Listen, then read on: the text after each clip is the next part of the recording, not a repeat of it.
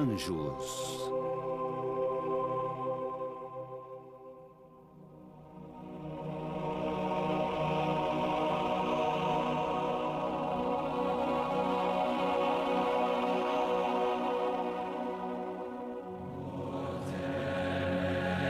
Eles estão em toda parte.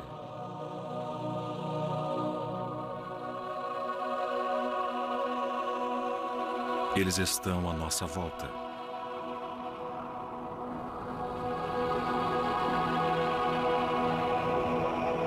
Durante séculos, eles desafiaram a nossa imaginação.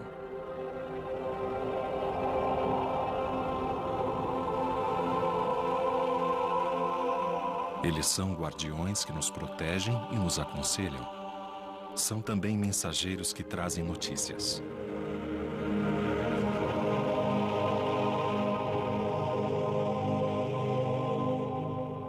Na Bíblia, eles trouxeram a mensagem mais importante de todas: o nascimento de Jesus Cristo.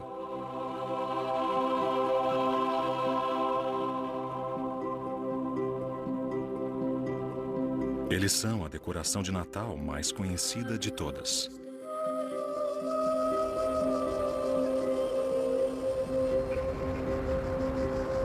E em outras religiões, eles desempenham um papel fundamental e provocaram discussões e debates seculares.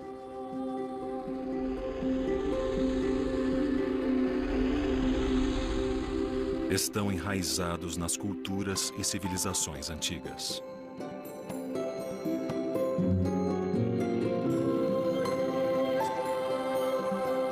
Nesses tempos modernos de busca por espiritualidade, novas crenças surgiram devotadas a eles. Eles inspiraram algumas das obras de arte mais famosas. Eles continuam a inspirar os artistas e fazem parte do nosso cenário cultural. Deixe a sua imaginação voar com os anjos.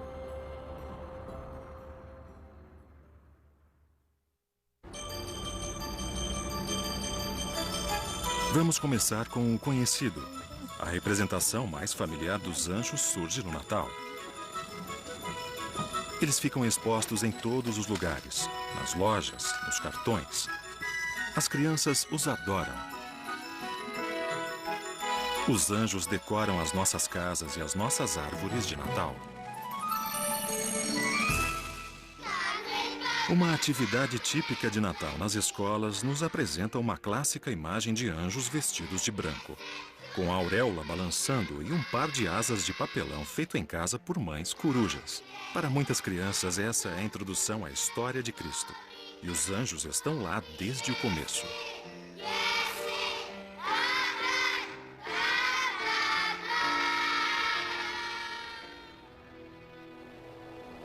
Eles aparecem em eventos fundamentais da Bíblia.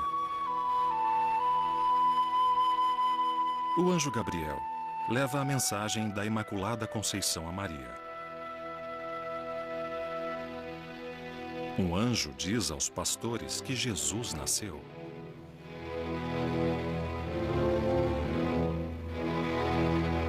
Os evangelhos dizem que os anjos estão presentes na crucificação e na ressurreição.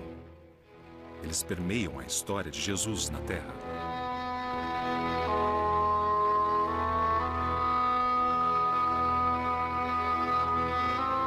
Mas os anjos não se restringem ao cristianismo.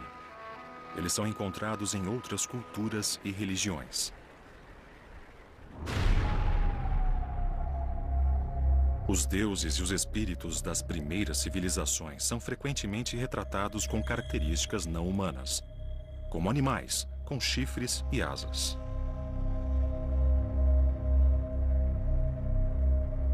Imagens de seres alados foram mostradas com os faraós do Egito, milhares de anos antes da época de Cristo.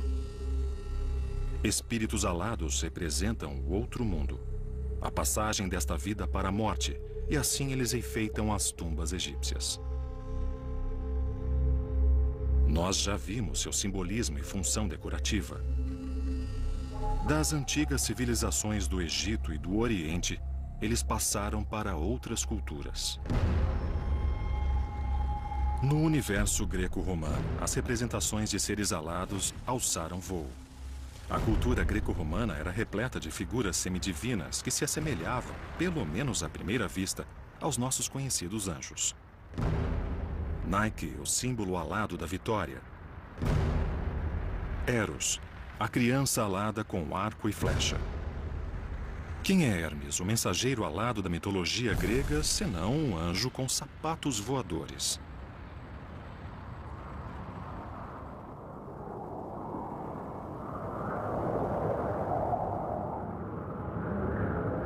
Seria isso uma pista da função essencial dos anjos? Em hebraico, a palavra usada para definir anjo é malach, que significa mensageiro. Por exemplo, um dos profetas do Velho Testamento chama-se Malachi, que significa meu mensageiro. Em grego é traduzido como angelos, e em latim angelus. E assim chegamos à palavra anjo. A verdadeira raiz da palavra indica que essa é talvez a principal função dos anjos, a de mensageiros. Talvez o anjo mensageiro mais famoso tenha sido Gabriel. Na história do cristianismo, Gabriel diz a Maria que ela vai trazer o Filho de Deus ao mundo. O nome Gabriel significa literalmente herói de Deus. Seu nome e título sugerem que ele é um anjo de uma ordem superior, um arcanjo.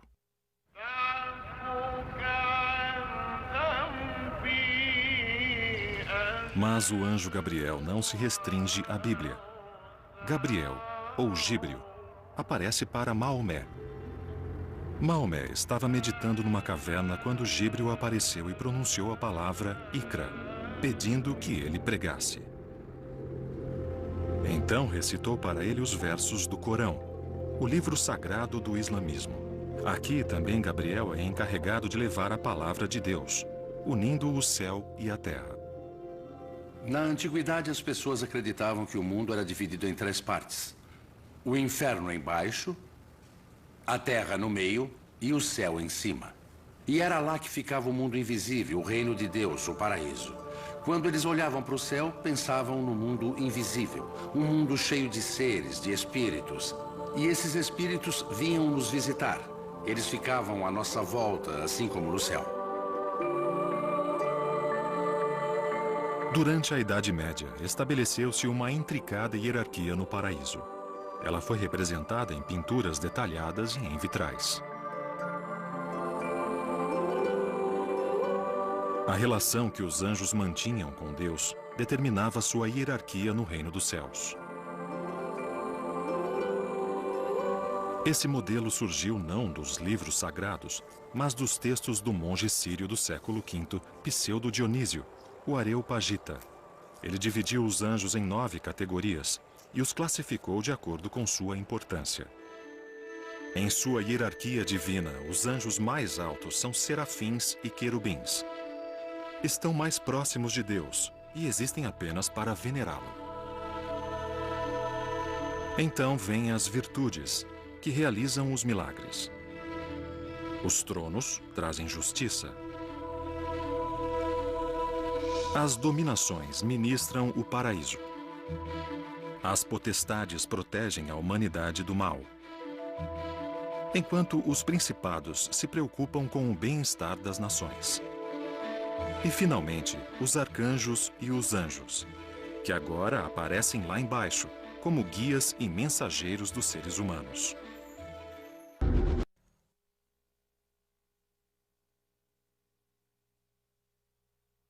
Nem todas as civilizações antigas pensavam que o Sol era eterno. Para os astecas, por exemplo, o astro-rei era o 5º Sol, pois os 4 anteriores haviam morrido. Será que este também morrerá? Quando? Se o Sol é uma bola de fogo, como sempre ouvimos dizer, sua duração dependerá da substância que ele consome. Mas qual é o combustível do Sol? Já temos esta resposta há algumas décadas. Seu combustível é o hidrogênio, que por meio da fusão se transforma em hélio. Portanto, o núcleo do Sol é uma poderosa central nuclear que, a cada segundo, produz uma quantidade de energia 25 bilhões de vezes maior que a consumida pela humanidade em um ano. Isso acontece há 4 bilhões e meio de anos. Mas não se preocupe. O Sol ainda tem combustível para mais 5 bilhões de anos. O que acontecerá depois? Quando o Sol esgotar todo o hidrogênio em sua região central, começará a aumentar de tamanho até se transformar em uma estrela gigante vermelha que devorará Mercúrio, Vênus e também o planeta Terra. Depois de novas fusões do hélio em carbono e oxigênio, o Sol se transformará em uma estrela pequena, estável e fria, uma anã branca.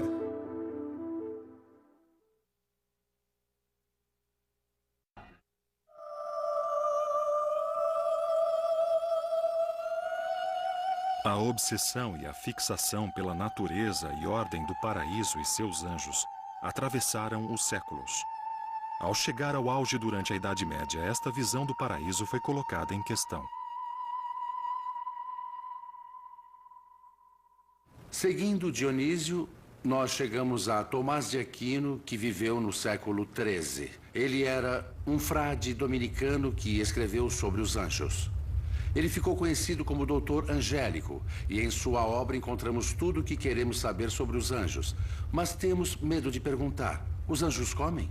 Com que velocidade eles se movem? Eles morrem? Eles têm filhos? Como eles se comunicam entre si? São perguntas sobre a natureza dos anjos. Além, é claro, daquela famosa pergunta, a pergunta que todos já fizeram: qual é o sexo dos anjos? Mas no século XVI houve a Reforma Protestante, e os protestantes não simpatizavam muito com os anjos. Calvino dizia que era perda de tempo. Ele dizia: leiam os livros sagrados e vejam o que eles dizem sobre os anjos. Não encontramos a natureza dos anjos discutida nos livros sagrados, mas há muitas discussões sobre o trabalho deles. A explicação bíblica da visita de Gabriel a Maria não traz nenhuma descrição visual do anjo. Nem Maria comenta que viu um anjo. Maria somente escutou um anjo. Mas como saber qual é a aparência de um anjo? Durante séculos, os artistas desenharam os anjos. E ao fazê-lo, influenciaram para sempre a maneira como nós os imaginamos. Mas a maior tendência de uma representação artística, seja ela um vitral, uma pintura ou uma estátua, é humanizar os anjos. Isso levantou inúmeras dúvidas e questões. O Velho Testamento geralmente descreve os anjos como homens quando eles vêm para a Terra. Eles não possuem asas. Mas percebemos que quando eles aparecem nas artes do quarto século em diante, isso começa a mudar. Foi nessa época que o Império Romano adotou o cristianismo como a religião do Estado. E a ideia do anjo está visualmente muito associada às deusas greco-romanas, como a estátua de mármore da deusa da Vitória, que usa um manto feminino e possui asas. Com o desenvolvimento das artes, a tendência é encontrar a forma masculina, mas usando mantos femininos com asas. Foi uma espécie de constante feminização dos anjos. Eles não são totalmente femininos, isso é, raramente eles são retratados como mulheres. Eles não têm seios, mas ganharam um ideal de beleza que é essencialmente feminino. Os nomes bíblicos Gabriel, Miguel, Rafael e Uriel são nomes masculinos, mas dificilmente vamos ver um menino hoje interpretando um anjo no Natal. Talvez seja mais seguro supor que os anjos são assexuados. Isso evita perguntas embaraçosas e questões confusas.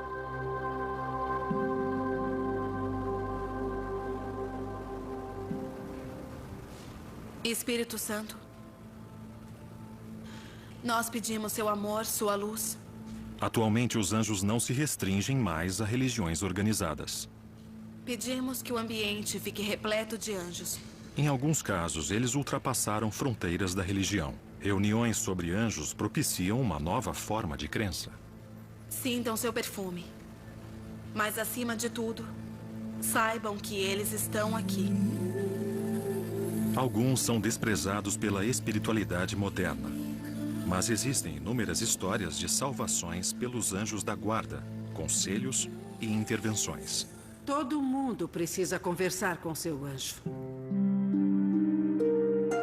O anjo moderno é um protetor, um amigo.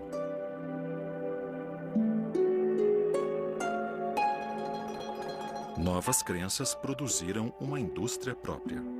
Há inúmeras publicações sobre o assunto e lojas vendendo imagens de anjos. Os anjos decoram a nossa casa, além de renovar o nosso ânimo.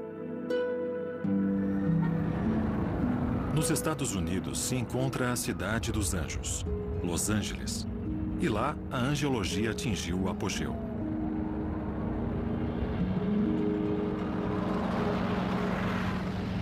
Quem de vocês entendeu mesmo? Lá são realizados seminários sobre anjos, onde médiuns usam o poder dos anjos para curar e purificar. Nós aprendemos... Os profetas da era moderna? Respeitar os anjos. Os anjos são totalmente reais. Eu não tenho dúvida. Como vidente, eu os vejo ao lado de todas as pessoas. Mas o que acontece é que nem todo mundo ouve seu anjo. E é por isso que há tanta maldade e tantos problemas no mundo. O meu trabalho consiste em escrever as mensagens que eu ouço dos anjos. Depois eu promovo palestras onde ensino que os anjos são reais. E desenvolvo um trabalho chamado Terapia dos Anjos, que ajuda as pessoas a se livrar dos medos, eliminar as toxinas do corpo e da mente. Elas se sentem melhor com a ajuda dos anjos. Arcanjo Miguel, lhe pedimos que elimine os nossos medos e nosso sentimento de culpa. O Arcanjo Miguel diz que é a energia mais baixa e que ela literalmente corta as nossas asas.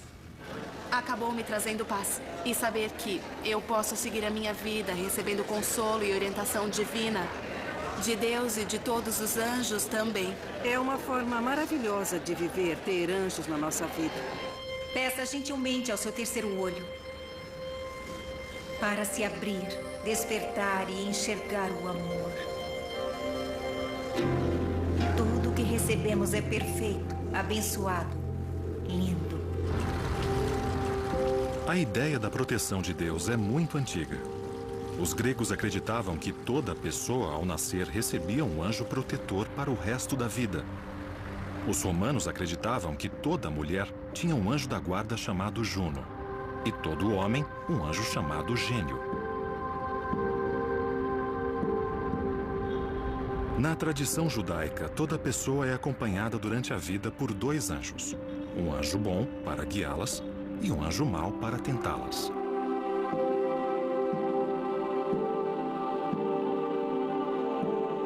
Essa ideia foi absorvida pelos cristãos, e a crença nos anjos da guarda se expandiu durante a Idade Média.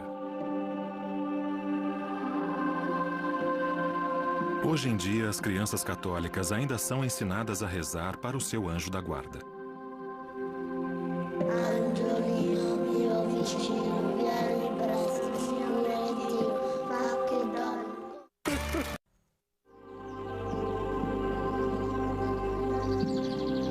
Nos tempos modernos, a ideia de anjo da guarda, o anjo que consola, tornou-se a mais popular de todas. Os anjos adornam as lápides nos cemitérios. Eles nos acompanham deste mundo para o outro.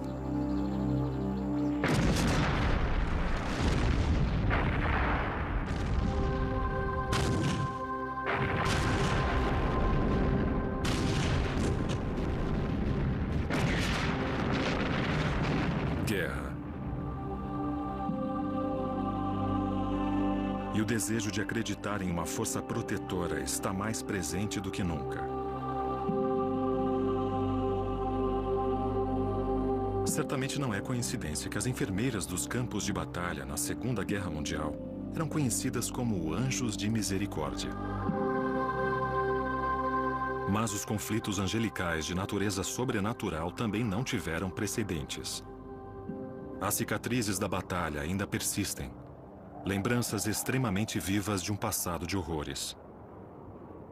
Em agosto de 1914, o exército britânico e o alemão se enfrentaram em Mons, na Bélgica. O que se seguiu foi uma batalha sangrenta, que culminou com a surpreendente vitória dos britânicos sobre um adversário superior.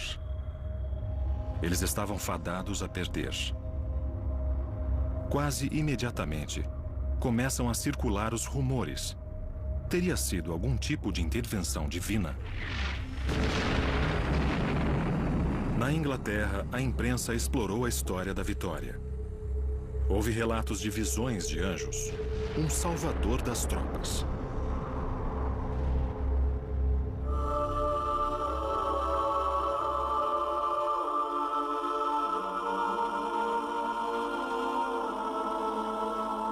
Nascia a lenda do anjo de Mons.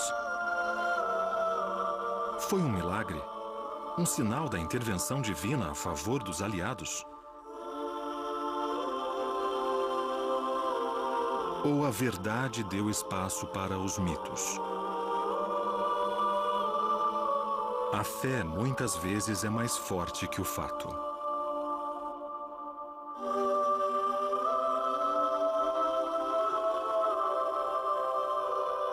Uma guerra santa é vista como uma guerra justa, e os anjos se juntaram a eles.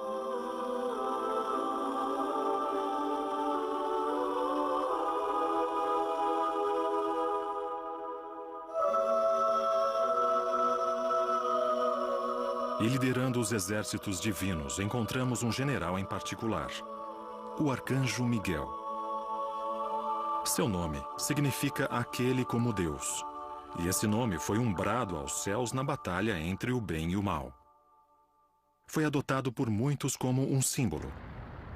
No castelo de Santo Ângelo, em Roma, Miguel lança seu olhar protetor sobre a cidade eterna, sempre a postos para defender o povo. O arcanjo Miguel é mostrado como um anjo guerreiro. Ele é constantemente retratado usando armadura com a intenção de representar a sua figura imponente. Ele sempre está envolvido na batalha contra o diabo e precisa demonstrar que é capaz de proteger a humanidade. As pinturas começam a mostrá-lo lutando contra o diabo, pisando nele ou cortando sua cabeça. São imagens bem explícitas para todo mundo saber que ele está lutando por nós. Miguel também é muito mostrado segurando balanças. Ele usa as balanças para pesar a alma dos seres humanos. A alma é pesada de um lado e os diabinhos de outro, para decidir quem merece ir para o céu ou para o inferno. A função de Miguel como protetor das forças do bem surgiu nos anos 50, quando o Papa Pio XII o transformou em santo padroeiro dos policiais. Miguel é o maior protetor dentre os anjos. Mas que tipo de papel protetor os anjos desempenham na cultura moderna? Em Gateshead, no norte da Inglaterra, situa-se um imponente protetor. Uma escultura do artista Anthony Gorley, o Anjo do Norte.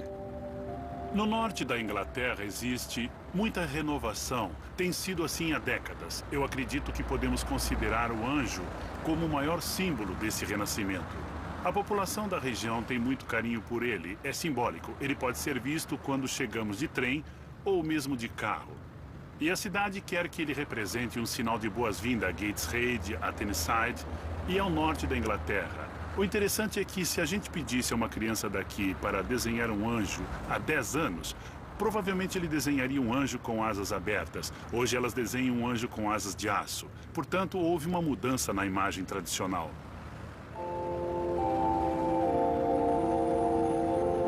Os anjos não protegem só os indivíduos e os exércitos, mas regiões inteiras. De Roma a Gateshead, as figuras aladas cuidam de nós.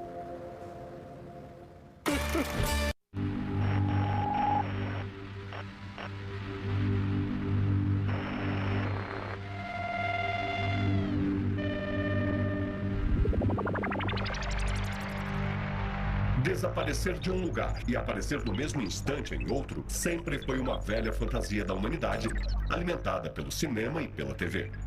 Mas nem tudo é ficção científica. Nos últimos anos, diversos equipamentos científicos conseguiram teletransportar fótons e depois átomos de cálcio e berilo. A ciência atual não é capaz de transportar matéria, mas informação. A partir da propriedade quântica denominada estados entrelaçados, criam-se dois átomos gêmeos que depois são separados. Alterando-se o primeiro átomo com uma determinada informação, o segundo átomo se modificará identicamente, transportando esta informação sem necessidade de deslocar a matéria. Assim como em Os Irmãos Corsos, do romance de Alexandre Dumas, o que acontecer a um dos átomos ocorrerá ao outro, não importa que distância se encontrem.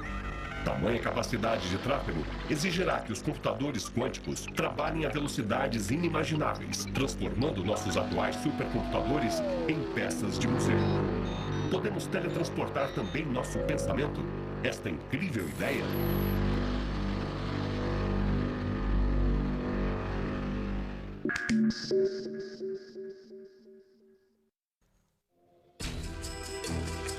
Os anjos voam sobre nós. Eles aproximam o céu ao nosso mundo. Mas nem sempre os anjos são o que parecem.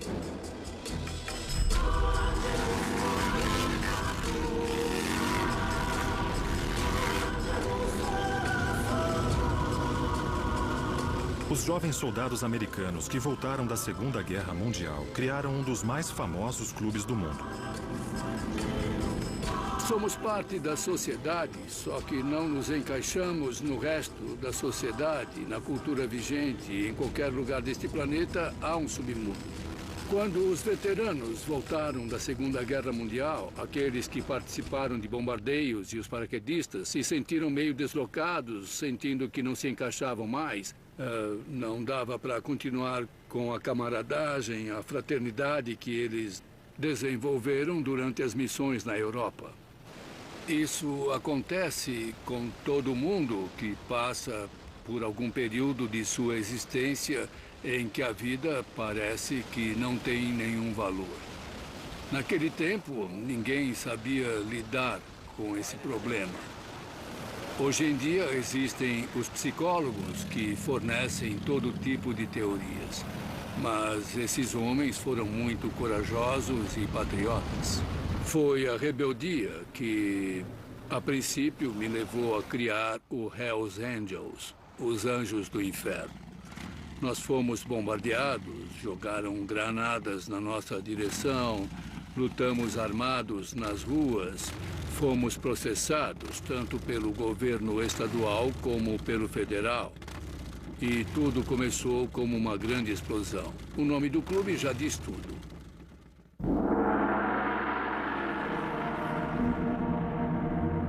Mas quem foram os anjos do inferno originais?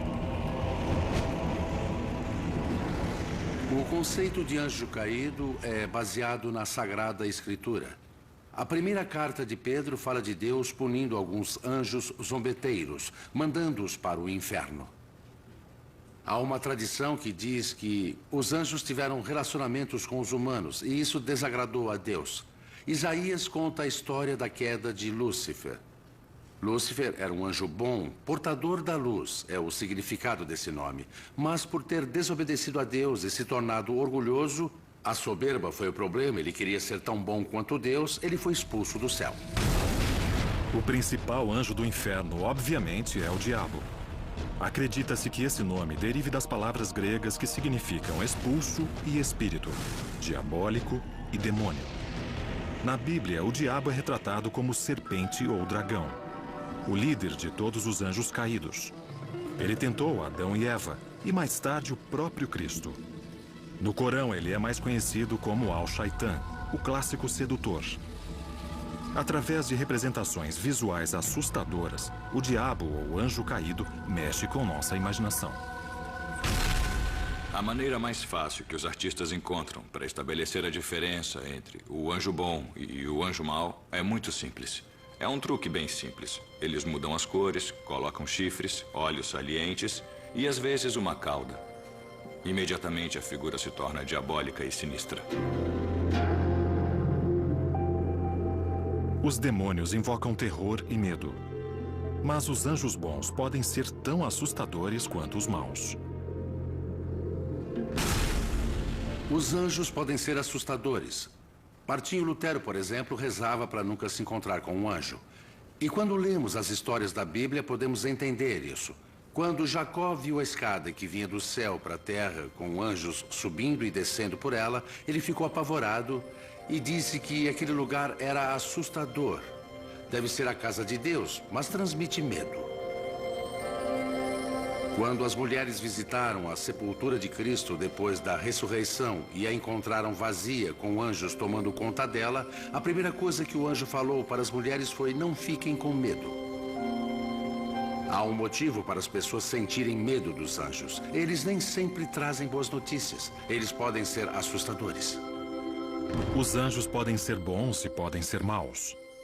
Os bons podem ser assustadores e os maus encantadores. Interpretações erradas é que não faltam. Eu não penso em Satã e não associo as minhas atividades a qualquer tipo de ideologia ou filosofia satânica, nem a nada que tenha alguma relação com isso. Exercemos atividades o tempo todo com as pessoas. Somos uma parte complexa da nossa comunidade, independente dos nossos vereadores reconhecerem isso ou não. Eu acho que os Hells Angels são muito generosos.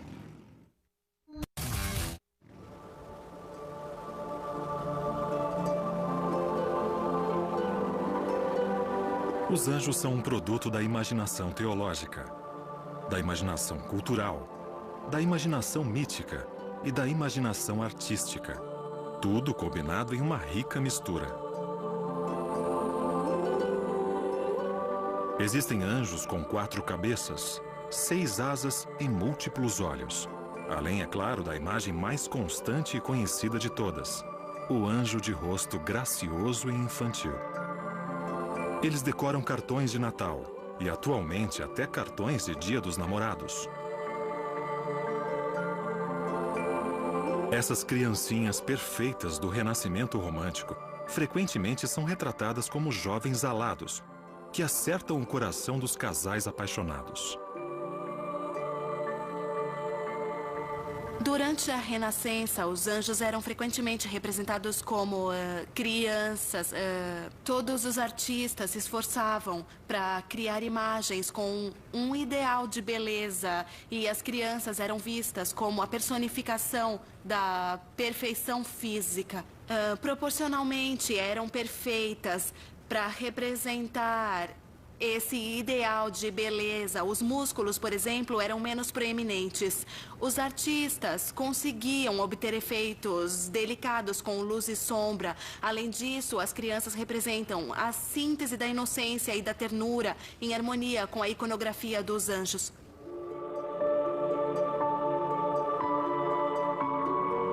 O Cupido é o mais famoso dos pequenos anjos. Ele é retratado como uma criança alegre, inocente e travessa, mas carrega uma arma mortal. O detalhe mais perigoso dessa representação é o arco e a flecha. Eles podem ser usados para atravessar o coração de qualquer pessoa. E fazer isso de uma maneira imperceptível, porque não temos consciência de que uma criança tem esse poder. E, mais uma vez, tem relação com a mitologia, com um elemento de perigo e malícia. E é por isso que o anjinho está sempre sorrindo. Visualmente, os querubins também funcionam muito bem em outras situações, como, por exemplo, a Virgem Maria com o menino Jesus no colo. Parece perfeitamente natural que o menino Jesus brinque com outra criança que venha a ficar mais perto dele. Não podemos esquecer de que, na época dessas pinturas, vários bebês morriam. E por mais que a igreja considerasse heresia a ideia de que bebês mortos se tornassem anjos, ainda assim isso era reconfortante, o que torna essas pinturas atraentes até hoje.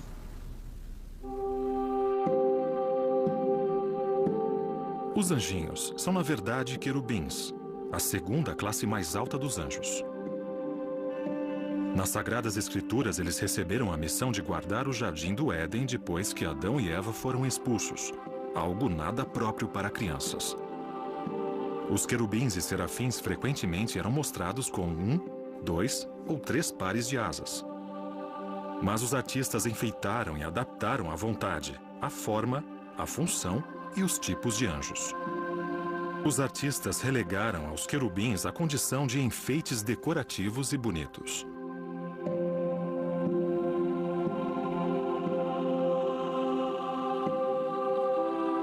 Com o tempo, nós nos acostumamos com essa imagem de perfeição dos anjos. Esses seres jovens, criancinhas sem os defeitos dos humanos de carne e osso.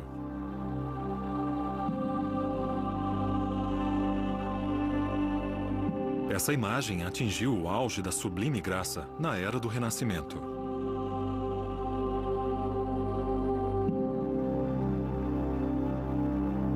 Os anjos se tornaram cada vez mais ornamentados, decorativos e graciosos.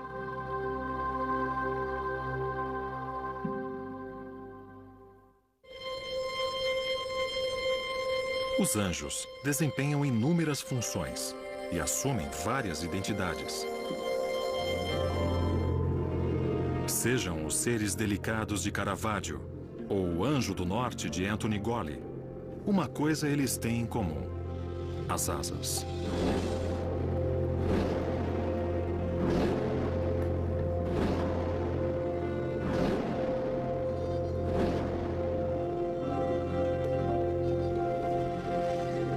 Surpreendentemente, as novas representações de anjos cristãos não têm asas.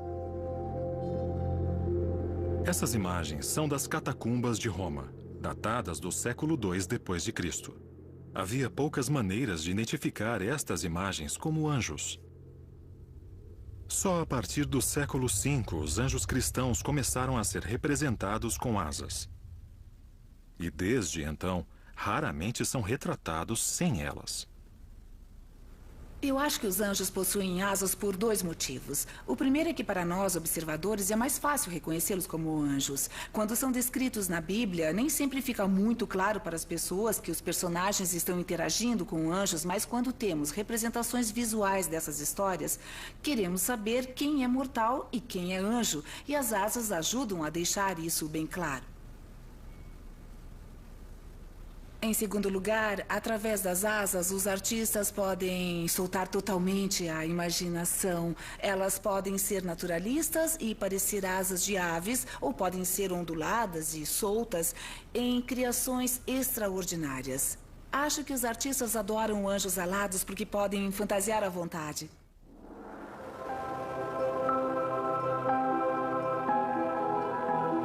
Os teólogos, assim como os artistas, escultores e escritores, se esforçam para encontrar um meio de unir o mundo terrestre ao mundo divino. Como imaginar e contemplar esses seres divinos que não fazem parte do nosso mundo? Há mensageiros alados no Egito. Há mensageiros alados na Grécia e na mitologia romana. Não era nenhuma novidade. Os deuses tinham anjos com asas. Eles eram o melhor meio de transporte. Afinal, se acreditamos nos 3 níveis do universo, como eles vão de um lugar para o outro? Como viajam do céu para a terra? O jeito mais rápido para isso é voando. Por isso, os anjos são representados com asas. O fato de os anjos terem asas reflete o nosso próprio desejo de voar? Depois das asas, a segunda característica mais retratada é a auréola, uma coroa de luz circular que simboliza santidade. Mas uma maneira conveniente para o artista chamar a atenção para a divindade dos anjos e distingui-los dos humanos.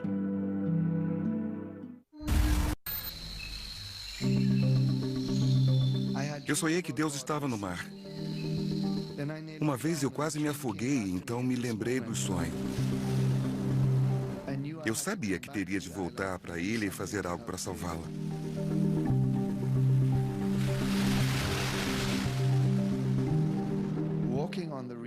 Andar pelos recifes é proibido, você corre o risco de ter infecções.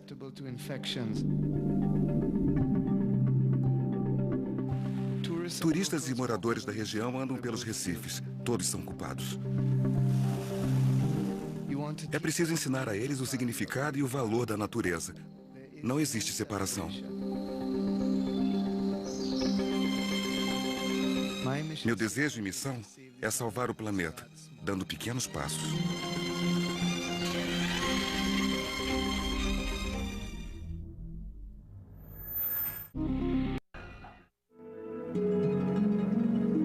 Na Bíblia, os anjos foram criados quando a luz foi criada, no alvorecer da criação.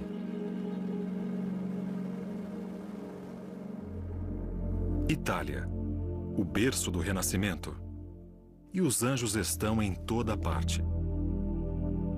Reis cristãos, imperadores, ordens religiosas e comerciantes prósperos geraram uma sólida indústria angelical. A principal característica do Renascimento gira em torno da busca de uma idealização de beleza, expressada pelas cores, pela forma e também pelos gestos.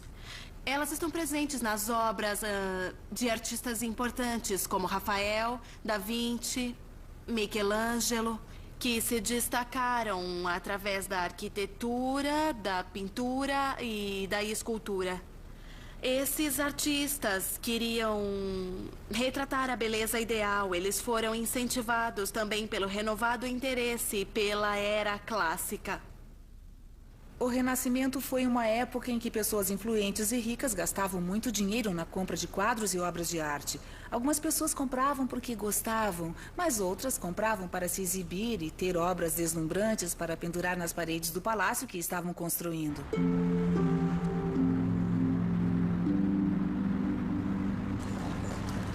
Mesmo hoje, nos vilarejos e cidades italianas, os anjos estão em toda parte. Os anjos de Botticelli, Rafael e Michelangelo são mais comercializados do que nunca.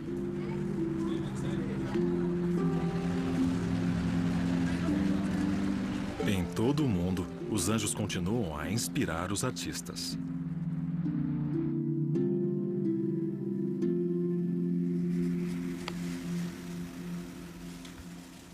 A razão pela qual alguém vem a um lugar como este, observar os anjos que aqui foram esculpidos e colocados no alto da capela, é alimentar a imaginação. E isso é de fato muito interessante, porque de alguma forma eles foram criados à nossa imagem. É como olhar para nós mesmos, ou para uma imagem melhorada de nós. É um dos motivos pelos quais os anjos nos atraem tanto.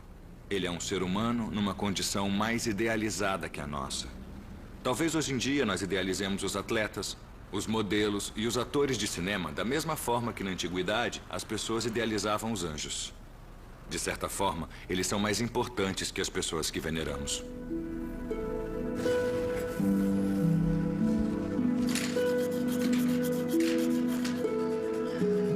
As crianças são fascinadas pelos anjos e desde a mais tenra idade sabem instintivamente como desenhá-los. Com asas, auréola, mantos brancos e com muita luz.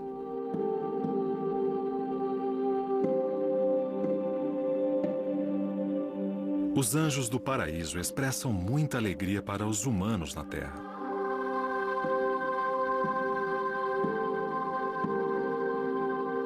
Cantando, dançando e tocando música.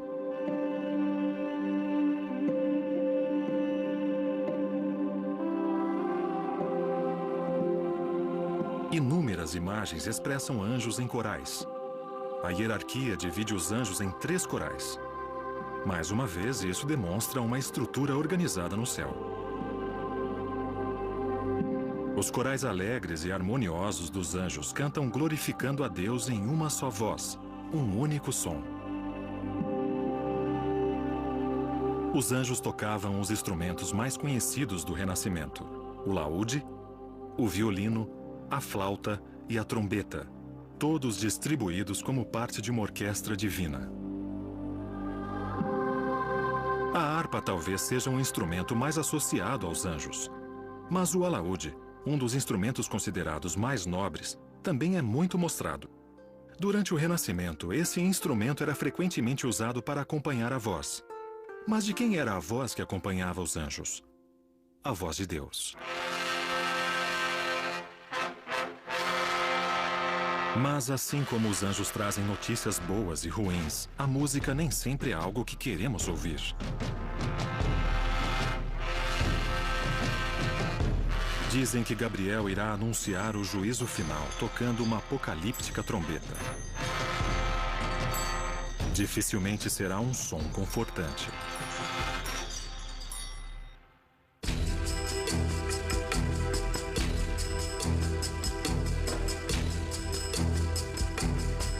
Atualmente estamos cercados de anjos. Na religião, na arte e na cultura.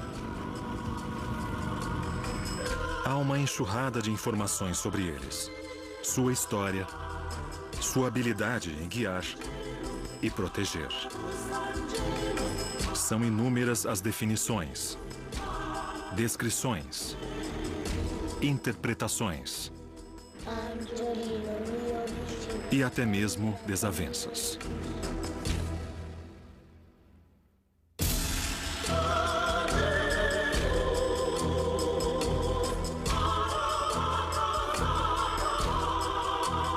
Eles estão mais populares do que nunca.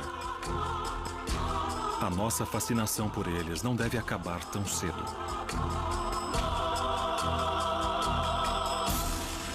Na cultura popular moderna, eles continuam inspirando escritores e cineastas em seus livros e filmes. Mas quem é o super-homem, afinal, senão um anjo de capa vermelha mandado aqui para nos proteger? Um Miguel moderno.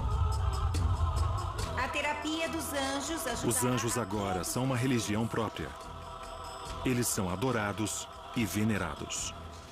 Os anjos são totalmente reais. Eu não tenho dúvida. Como vidente, eu os vejo ao lado de todas as pessoas. Acho que algumas pessoas, quando ouvem falar em anjos, pensam neles como um clichê, principalmente quando se trata da arte comercializada hoje. Eles estão em quase todos os cartões de Natal e às vezes são relacionados visualmente com as fadas. Talvez eles não pareçam uma fonte de inspiração séria e importante atualmente, mas é óbvio que em muitos lugares eles continuam a inspirar as pessoas.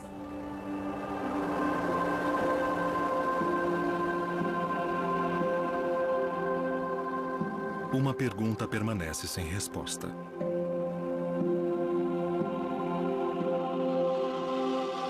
Os anjos realmente existem?